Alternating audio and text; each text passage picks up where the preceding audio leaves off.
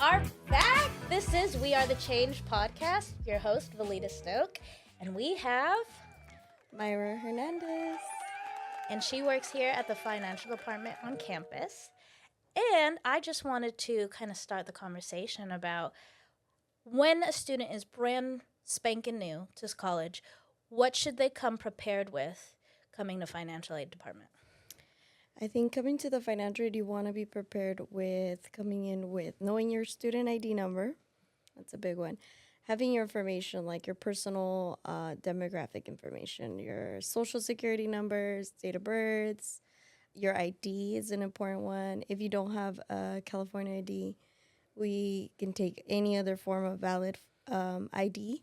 And you should be prepared maybe to also have your taxes or your tax returns with you, especially if you're not sure which year, you should just bring all of them. And just be prepared if you are a dependent student. So if you do still do you live with your parents, you would need to come with your parent as well. So those are some of the requirements or you should have with you. Okay. And if a student is a little older, that dependency is dependent on how old you are, right? What is the cutoff year of when you can legally be an independent student? For financial aid, you're considered an independent student once you turn 24 years old. 24. Okay. And then also regarding IDs, if people don't have that, or we have a department as well for undocumented students, what do they have to bring and what do they have to do in order to get financial aid? If you're an undocumented student, maybe you don't have an ID with you. We do have a Dream Resource Center, which offers you have the availability to maybe connect with the DMV or services so that you can get a free ID here in California. And they can also help you set up an appointment if you don't want to open up and get an ID from the DMV here. You can also get a consulate card. Most students, if you come from another country, maybe like Mexico, you can get a consulate card from the consulado, which is from here in Oxnard, and they can provide those services for students. Also, I've heard that they can do it for free. Nice. And where is that located here in Oxnard? The consulado, I believe now or where I remember where it was located is near the airport, Oxnard Airport. Okay. Yeah. So That's students really can nice. but you should call. Students could come to the Dream Resource Center and we can make an appointment if you need help getting an ID. And we had Leela and Rosa here a few weeks ago. They're very friendly, very lovely human beings, and they will help you. So please don't be too nervous, afraid. Lovely. I come in there all the time just to chit-chat, and they're like, get out. No. I also wanted to ask, how did you get involved with the financial aid department here? So I was a student here back in 2011. We love an alumni. And I went through my, my 2 years here at Oxnard College. When I first came to the college, I stopped by at the Student Services building. I didn't know where I was going, but I was like, I know I'm supposed to at least go where they help students, the people. where they help the students. Yeah, follow where the people are going, the crowd is going.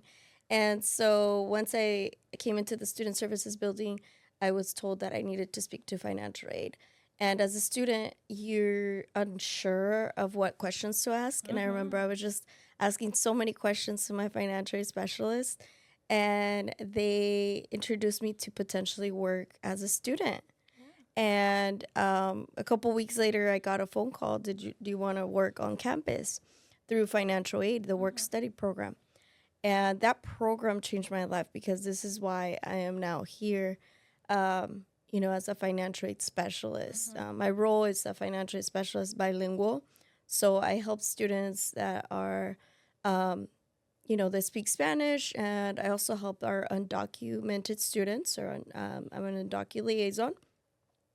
So because of that interaction, when I first came as a student here, not knowing anything, but I was asking all of these questions, I was able to ask about a job on campus. And that's how I became, involved in the financial aid.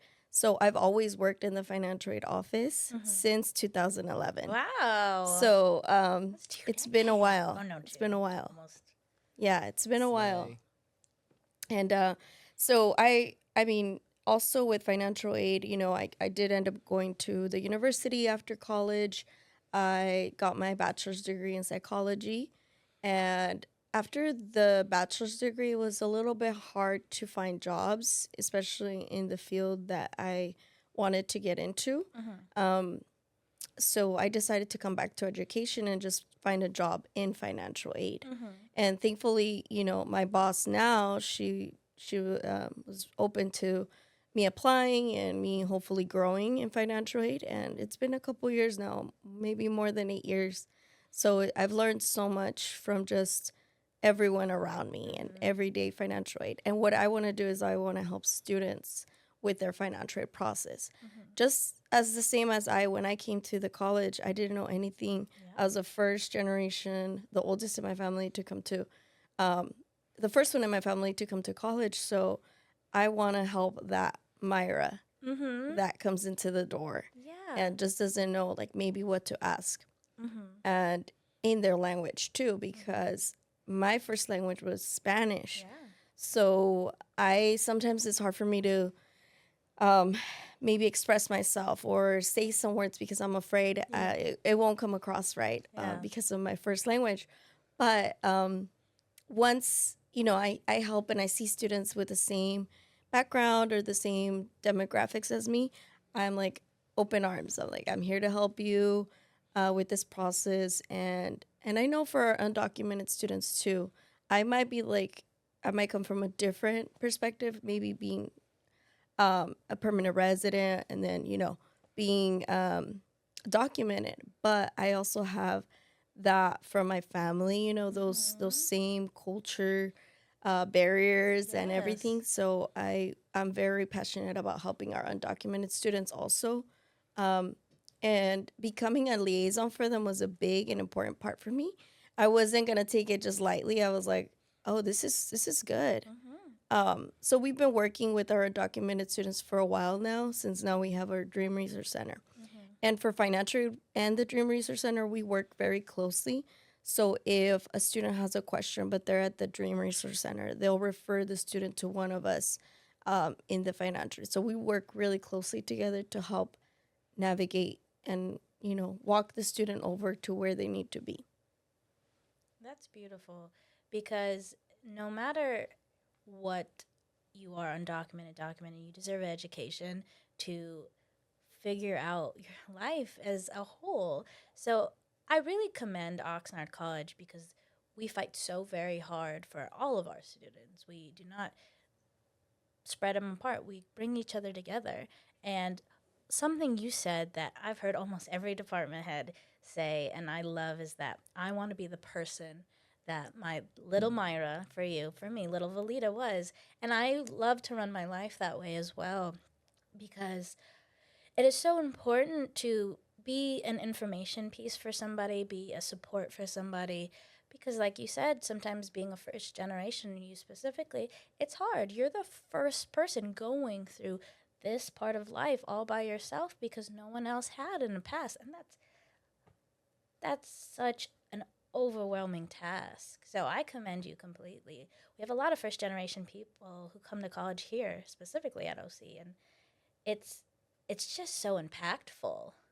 And I'd love to hear a little bit more about just being a first generation college student from you. Yeah, I think it helps to speak your truth, because as a professional now on the other side, I always want to remind our colleagues that we're helping students, you know, so bringing back to the perspective of the student is important. So I would say that from a first generation perspective, it was so hard for me to even ask for help to come to the college. It was just that alone was hard enough to walk over here. I didn't even have a car. I think I was like 17. Oh my gosh. So I was still in high school, and walking over here was a struggle. And just to get here for the offices to provide services to me and be open to my perspective and maybe my questions that I didn't have. I remember going to the EOPS office also. So that's how I was connected to the EOPS, from financial aid to EOPS, which are, some of the many different resources on campus. There's like a lot. Yeah. But so as in my perspective, those are the first couple offices that really opened up like the opportunities. I didn't think that I was able to go to college because I was, low income. So I remember my dad telling me, okay, so now you're graduating high school. Now you're going to have to get a job. You're the oldest of this family. And I remember hearing that, and just it broke my heart, because my whole life I've always wanted to, go to school and get this opportunity to do something with being documented and be able to like go to a public school for free was such a huge opportunity for me. So for him to tell me that, I felt so like heartbroken. I was like, what do you mean? You're not gonna support me going to college? But I think what he meant by that was, we need help, He was the only one working at that time, so it was just. And then I remember the next day or so, I was like, you know what, Dad, I'm gonna prove you wrong. I'm gonna go to college. And sure enough, when I came to the college, they're like, oh yeah, you can get financial aid. Yeah. Your college is free. When they told me my college was free, my life opened up. Literally, my whole life, the trajectory of my life changed with that answer. Because I knew I was going to go home and tell my dad, Dad, you don't have to worry about paying for college. Yeah. We don't have to pay for any of my classes or anything. I'm going to college. So I went home and I told him, I'm going to college, Dad, and it's for free. And no, I'm not going to work. I'm going to go to school and get my degree, and then, later on I can help you. Yeah. And so, more, too. I'm sorry? And help more. Yeah, and then be able to get a bigger opportunity. Exactly. So I was like, yeah, you can be there for me for the next 4 years or whatever, however long it took to get my degree. But later on, it's going to be worth it. But then I ended up getting a job on campus. So I told them, look, Dad, I'm going to college, and I'm also I'm working part-time as a student. So it was super, for me, it just gave me all the like motivation to do it. And that's all I needed to like continue. Yeah. The grants that you get just becoming a first-time student is just so important to, like you said, in any circumstance, but it gives you that kind of luxury of not having to stress as much of paying for your classes or even paying for rent. You have that little nest egg for yourself. And I wanted to also bring up work study, because I'm currently in work study, and I think it's a great program. And how did that kind of develop? Was that always part of the financial aid department? Because it is a grant, so it is based on your application if you're eligible for it. But if you're eligible for it, it allows students to work a part-time job on campus. And as a part-time job, you can be putting your attention to your education while also maybe getting a job, like a regular paycheck. An experience, especially experience. I feel with me, like, if I didn't know what I know now about financial aid as a student worker, I was able to grow from that and learn. And maybe you could be working at the library, at an office, or in the bookstore, or in the PAB, the Performing Arts Building, and you're getting all these skills to potentially put in your resume. Yeah. So I push for that for all my students. I'm like, you should work on campus. Try to find a job on campus. Or if you're transferred to a university, look into working on campus as a student. It does open up a lot of doors for you. Yes. The network possibilities, and like you said, resume. But now you have a wonderful resource that your new possible job can call, and they can say beautiful things about you because you did great on campus. So, and I also wanted to bring up, OC does provide not free, but financial aid for your classes here. But how did they help going to university? So part of the financial aid world, we have a state grant. It's called a Cal grant. And the state grant is very specific about the requirements, right? You have to have a 2.0 GPA. You have to live in California. And you also have to meet the income limits. But one of the biggest things about receiving that type of grant is when you transfer over to the university, it helps you pay your tuition at the university. So when you get this Cal Grant at the community college level, you get it for 2 years here, maybe 2 or 3 years, however long you're here. And then once you transfer over, it goes with you. It carries on while you go to the university. Wow. So because of that Cal Grant, I was able to go to the university and get my tuition paid with that grant. You know, it was so sad. I think he was making like $20,000 for 5 of us. $20,000 for 5 of us. How was he gonna even like make it?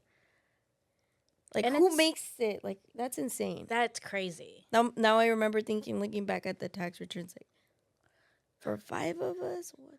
You're like, maybe I do need to go. Yeah, no, I did think about it. Yeah, it was real. It was real. And it's because it's so hard to, as a parent, I'm not a parent, so I don't know, but to try to tell your kids to help you, because obviously you want them to live a life and you do want to get them educated, but it's like, also, I'm in a rock and a hard place. I would love for you to go farther, but like you said, you need that extra help sometimes, and the only people who can are your kids.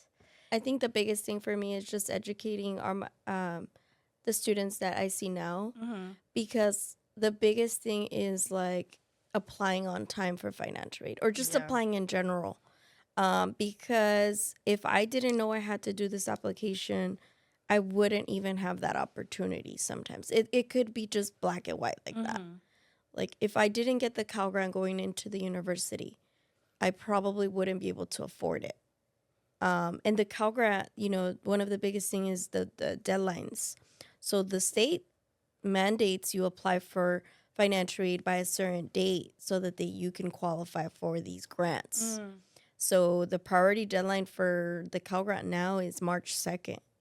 So every year you apply for financial aid before that date, you have, you know, a better possibility of receiving that Cal Grant, the state grant that pays your tuition at the university level. So, you know, the biggest message I want to give to my students whenever I meet with them is stay on top of the application deadlines, apply every year, even if you think you're not going to qualify, because guess what? You might. Yeah. And maybe the state has money, and then the federal money, and then so and so. And then I don't want my students to just miss out on that because they missed a deadline, or they didn't know that they had these opportunities. So I tell them, these are all the opportunities you have. We just have to get on it every single year. And I know for our undocumented students right now, a lot is being said, or a lot has been talked about, like, can students still receive financial aid? Our undocumented students can still receive financial aid. Because it's by the state, right? It's state. It's state granted. So the state, we're so fortunate to live in California, I mean, as of now, because the state has access to applying for these state grants through the DREAM Act. And that information, you know, as of we know right now, it's state-based. So their information at least stays locally. Now, I know with other families, maybe the student is documented, but maybe the parent is undocumented. And that maybe that feeling of uncertainty can come with your parent being undocumented. Like, are they going to use my information or our information in our household for, you know, bad things, or I don't know, things that could negatively affect them. Yeah. I know in our office, we know we're ahead of the game. My boss is very good at finding the information and seeing what can we do to, like, work around these barriers. We're always constantly going around, like the FAFSA. The FAFSA last year had a lot of issues with the application and with mixed families that were undocumented. Maybe parents lived in another country, or, you know, all of these scenarios.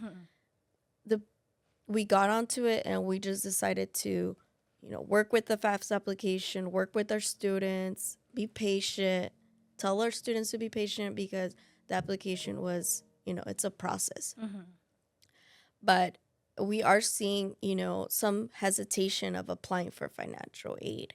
And the only thing I want to just stress is that while these changes are happening, we're going to be as transparent with our families and our community about what's going on. But we want to make sure that our students know they still can apply for financial aid. There's ways to also get state aid, even if you're, you're documented. Maybe your parents are undocumented. You can still, apply for some type of financial aid. So don't give up. Don't feel defeated with all these changes. There is a way. There is a way for you. There's scholarships just for being Latino, for being Spanish speaking, for going to Oxnard College. There's the foundation office, so you can get other types of financial aid. We just have to do some work. And you don't have to do it alone. I tell my students all the time, you don't have to do this process alone. Bring your parent, bring your mom, dad. I'll talk to them, and then we can outweigh our options. And with financial aid, FAFSA is a huge avenue. But are there any other avenues that you recommend students to also follow through with? Definitely scholarships. I know one of the biggest foundation, they call it the foundations, is the Ventura County Foundation. And that is for, I would say, for students who live around here in Ventura County. Yeah. So I actually applied for that one. And it is, you don't necessarily need to be a current resident in Ventura County. You could be, or you have connection to, because I was in LA. So if I was still in LA, I could still, as long as I prove that I was part of Ventura. Yeah. And it's not necessarily based completely on just people who live here. So. Got it. Okay. Yeah. So all of those options, I feel even for our undocumented students, now there is, scholarships available for them also.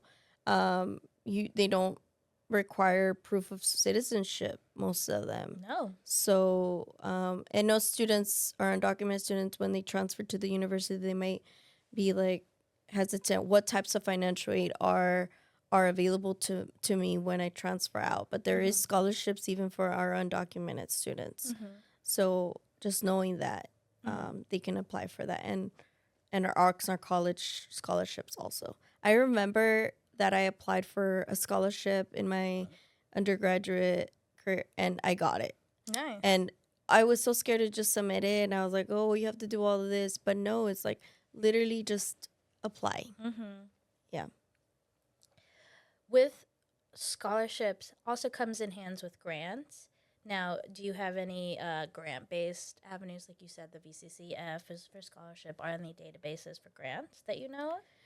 For the grants, typically in financial aid world, the grants come from the federal government or the state. We did have emergency grants during the pandemic time, but those are the main, outlets usually. So the federal or the state. And thankfully, we live in California. There is a lot of money right now provided to students. There is the Student Success Grant. At the community college level. If you're in 15 units and you're getting a state grant, the Cal grant, you're getting another $4,000. Yes. Oh, we talked about it in the previous. I didn't know what it was called. And I'm thank you. Yeah, it's the Student Success Completion Grant because it has the word success and completion. So by that, it's providing students who take maybe 15 units or more money. So that they can complete their degree at a certain time, and they can move on and maybe go out into the workforce or go and transfer to the university. So it's so they can complete and maybe not have to work. It kind of supplements it a little bit because $4,000 a semester, that means $8,000 a year that you're getting extra for taking 15 units. Yeah. So that one's a big one. And then, so you might ask, how do you get that, right? Yeah. The biggest thing is applying on time. So students who don't apply for the financial aid, FAFSA or the DREAM Act before a specific deadline, they're automatically not considered for that. So they asked me, Mayra, why didn't I get the $4,000? Let's see, when did you apply? Oh, okay. You waited till the day before classes started. Yeah. Let's try to work on that next time and apply early.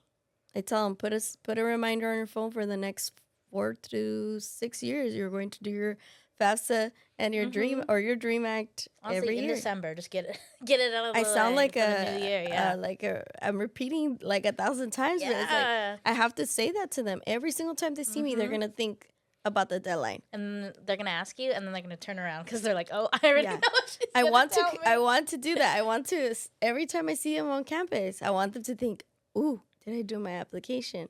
So that they get used to these words and these vocabulary and these types of financial aid. Another thing about our first generation students in our mixed families is knowing what is financial aid. Yeah, at all. Like the language, the vocabulary for financial aid, like federal grant, Pell Grant, Success Grant, Cal Grant. What are all these things? And a lot of the families, I work with the parents as well because I'm bilingual. So I explain to the student and the parent what are we doing here, right? What's financial aid? And I explained to them, this is free money for your student to go to college, to get a degree, to move into like the workforce and eventually be getting paid a little bit better, like I tell students, if you're going to be going to work right after high school, okay, great, but you're going to maybe get paid minimum, or things may change along the way. You're going to come back to the college. Yeah, I do. And that's okay. Whatever route you're destined to do, that's okay. That's what you want to do. But I want the community to know that Oxnard College is at Oxnard for a reason. We are here to like help everybody in this community, no matter where you're going. Students are, can I still come to Oxnard to get help with my FAFSA or my DREAM Act, even though I'm going to be transferring? I tell them, yes, you can still come. We have all these resources. Just right here, like right across your house. Yeah. And then once they do come here and they meet with one of us, because all our staff is like, super helpful. They're like, oh, I should have came earlier. I should have done this earlier. And yeah, so I'm very happy and I'm proud to be working for like the financial aid. I think I'm making a difference with the students that I meet every single day and their families, because that's what I needed, that's what I needed when I was going to college. I need just that support system. Yeah. Now I want to also kind of circle back kind of to the beginning. Because like you said, a lot of people don't even understand financial aid as a thing. So you need a bank account or a bank system in order to receive them, correct? Yes. Yeah. And being a brand new student, fresh out of high school, some don't. So how do you help kind of navigate that obstacle? If you're right out of high school, you might not have a bank account yet, or maybe you do have a bank account with your parent. Whenever we go do a presentation at the high schools, or once they come to see us, we tell them, in the next couple of months or weeks, you should consider maybe opening a bank account. Now, financial aid back then, maybe was given to students through checks, different ways. Now, with everything changing, technology, everything's direct deposited. So, I tell students, okay, you're graduating high school, you're going to have to do a couple things. Open a bank account, get your California ID if you can, if you can't, then other options. And then opening the bank account is a big one because our bank, the one we partner with to provide the financial aid to the students, they offer either direct deposit or you can open a bank account with that bank also. Okay. So, students have the option if they don't have a bank account or they can't open a bank account, they would do the option with the bank mobile. Okay. So that's a big one. Yeah, because for undocumented students as well, like Yeah. what are they supposed to, how are they receiving the money? Yeah, if they're not able to open a bank account for whatever reason, the bank mobile, the one we're partnered with, they allow students to open bank accounts with that specific bank. That one, just a student, like a couple of days, they came in because one of the checks from so long was sent to the wrong address. Oh, gosh. So after so long, she finally got a bank account, and the student was able to get their money like right away. Love that. So it was, a lot of our students don't know that, how they get their money. And so just, I think repeating the information to them is helpful, because they're like, oh, okay, so it comes to my bank. And then I tell them that the next year and the next semester. So we're constantly repeating ourselves to our students, but it's so that they get the hang of it. They get the hang of it, of what to call the Cal Grant, what to call the Pell Grant. Yeah. These words, these names. And they're like, Mayra, I didn't get my Cal Grant. Oh, okay. Let's find out why you didn't get it. Or, you know, so now they're also getting used to the vocabulary and the terms. That's good. And I also, this is something I've kind of run into, but please sign your checks before you deposit them. I know that seems so simple, and maybe some of you guys got taught from a young age. Some of you didn't, and I understand. I wasn't one of those kids. I used to deposit my college checks without a signature, and they will not take it. So please sign your checks. It's a little more forgiving now. I do know that, but I don't know how many times I just accidentally forgot to not sign my check, and they're like, this is void. You have to get another check, and then you have to go through the process all over again. It's real fun. We do get those, so if you need help with your bank mobile, setting it up, putting your bank account, come to our office or call. It's literally a couple minutes into it, and we can help you with anything about financial aid. Literally any question you might have, you come to our office, we'll help you with it. So students, they sometimes put it off, like, oh, I'll go, and then the check gets stale. So, or they can't cash their check anymore. They can't get their money, or it's been months and they haven't received anything. They're like, why didn't I get my money? So I just, oh, did you see all those emails you have on your inbox? So definitely. But we're here to help you guys. So just come by. I've started this new segment on the podcast because we are called We Are the Change. So I wanted to ask just how the financial aid department, not only that, but just OC, since you did go here, how was that able to change the person that you are today? Ooh, that's a good question. I think that this college changed my life completely. Gave me every opportunity I could. The EOPS, having that program is amazing for our special populations, for our neediest of students, our financial aid, every department in the college. I was sure, since I was here all the time, I was sure to go to the library, to go to every resource that there is, the mental health, everything, the health center. And I would say that I connected to a student that said this once. They said that school was their safety, their safe zone. Going to school felt safe. And I think Oxnard College gave me that, or has given me that. It's made me feel safe when I'm at the college. It's made me feel, it has made me feel like I'm learning so much from myself and from the others. So in my classes, and for my peers too. Everybody that I work with I feel like they work from the heart. I know they say that we're the college of the heart. They really do work from the heart. And I think every single staff, student, worker, whoever, student is here for like a reason.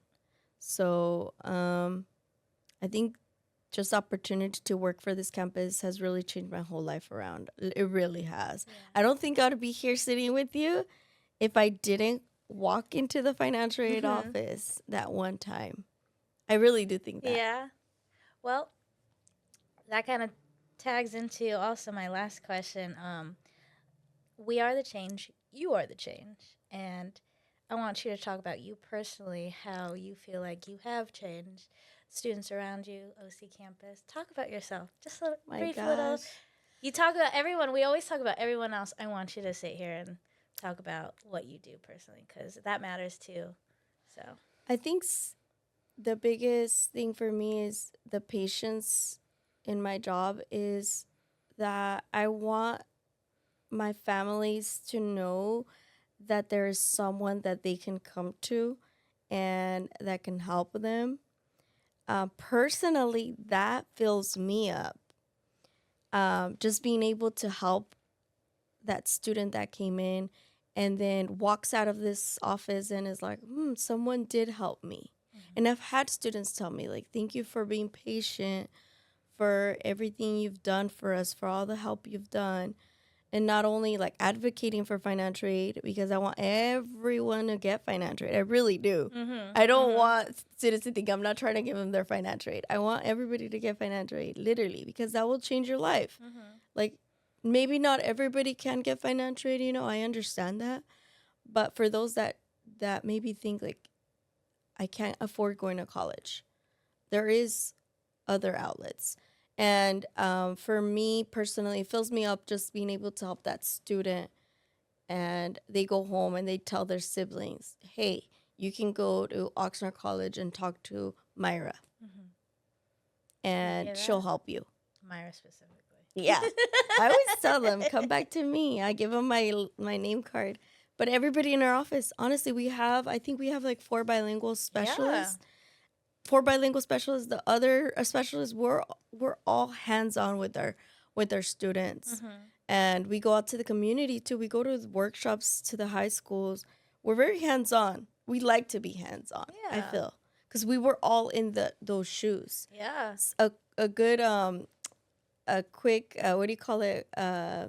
FYI, all of our financial aid staff was students at one point here at Oxnard. So yeah, or just like students also. So we kind of have the perspective. And I know I don't feel like talking about myself a lot because I feel awkward. But so, I mean, just recently I ended up receiving my master's degree. So I just finished my master's degree, and it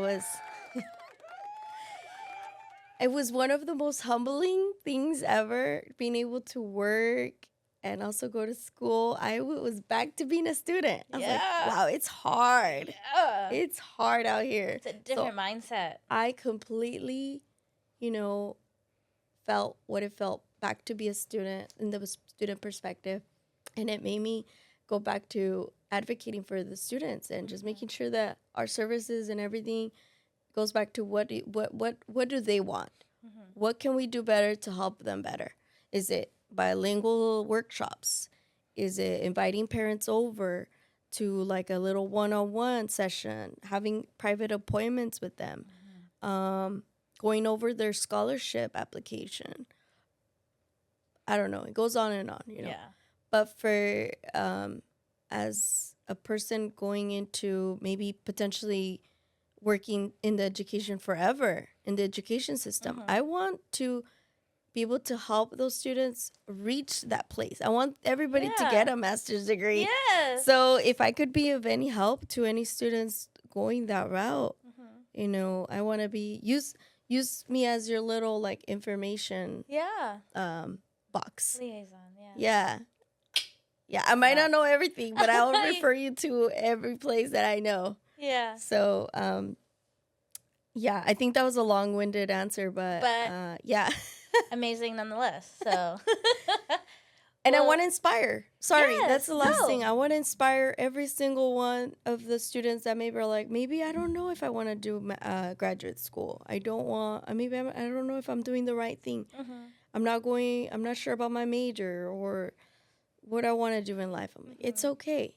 It took me a while to go back to school, get my graduate degree, but it's okay. Life is going to be one day at a time. I had to do that. I had to take it back and be like, one day at a time, I'm going to get this degree. Yeah. And I always tell my students, like, so do you. It's okay. Take it one day at a time. You don't need to know everything right off the bat. Oh, especially if this is the first time you go to college. Yeah. Yeah, so. Well, thank you so much for coming on. There was such an amazing process through this all.